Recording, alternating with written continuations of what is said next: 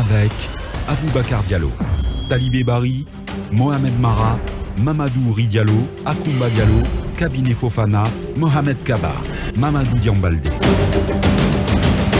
Mercredi 26 janvier 2022, tout le plaisir de vous savoir très nombreux à l'écoute de cette émission à travers notre fréquence 95.3 modulation donc de fréquence, mais aussi à travers nos plateformes digitales.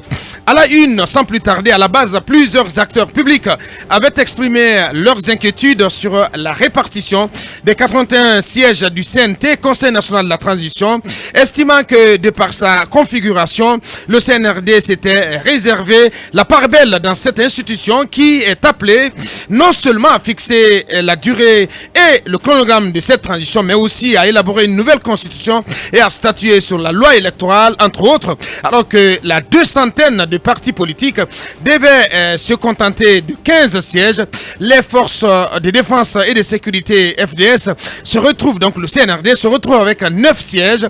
Pendant ce temps, le choix des 8 personnes ressources est aussi revenu à la junte militaire, sans compter que c'est au président du CNRD qu'il incombe la nomination du président et des 2 vice-présidents du CNT, une impression de mainmise sur cet organe législatif de la transition, renforcée par le soin laissé au CNRD de faire des arbitrages entre les listes conflictuelles des 19 entités représentées au sein du CNT. Alors, question ce matin, faut-il craindre véritablement que le CNT soit une caisse de résonance de la junte militaire guinéenne? Nous poserons le débat dans cette émission. L'espace CEDEAO est-il en train de devenir le théâtre de l'alternance au bout du canon, à défaut de l'alternance par les urnes?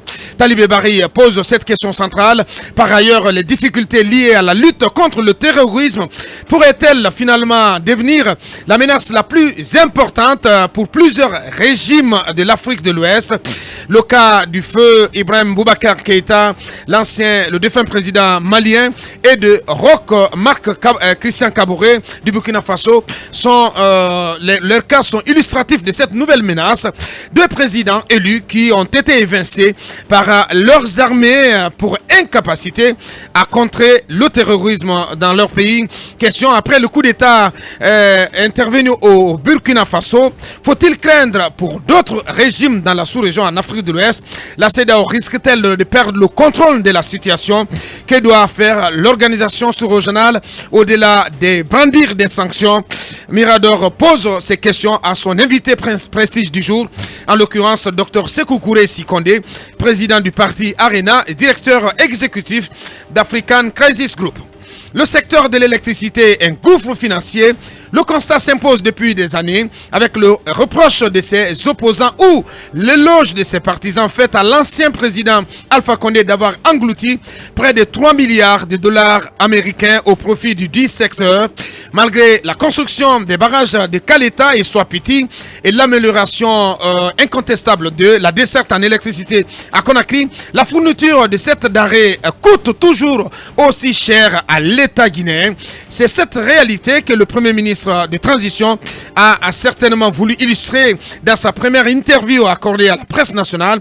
Mohamed Beavogui a fait état d'une ardoise de 500 millions de dollars américains héritée du régime précédent au compte d'électricité de Guinée et de G. Pourquoi donc la facture d'électricité est-elle aussi salée pour l'État guinéen malgré de nouveaux barrages électriques? Dossier d'enquête à suivre avec Akoumba Diallo. Privé de Finex, le gouvernement ne peut que compter sur la mobilisation des ressources internes pour financer les besoins de la transition en cours.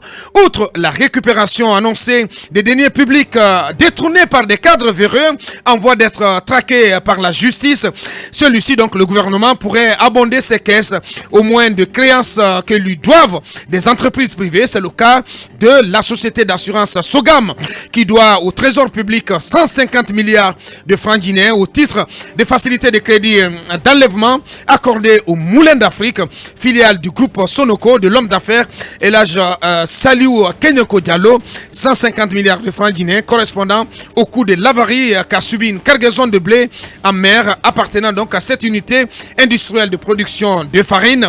Comment cet arrangement s'est-il opéré? Ce montant est-il reversé dans sa totalité de nos jours dans les caisses de l'État? À suivre les précisions de Mamadou Ouri Diallo. Encore une fois, merci d'être présent.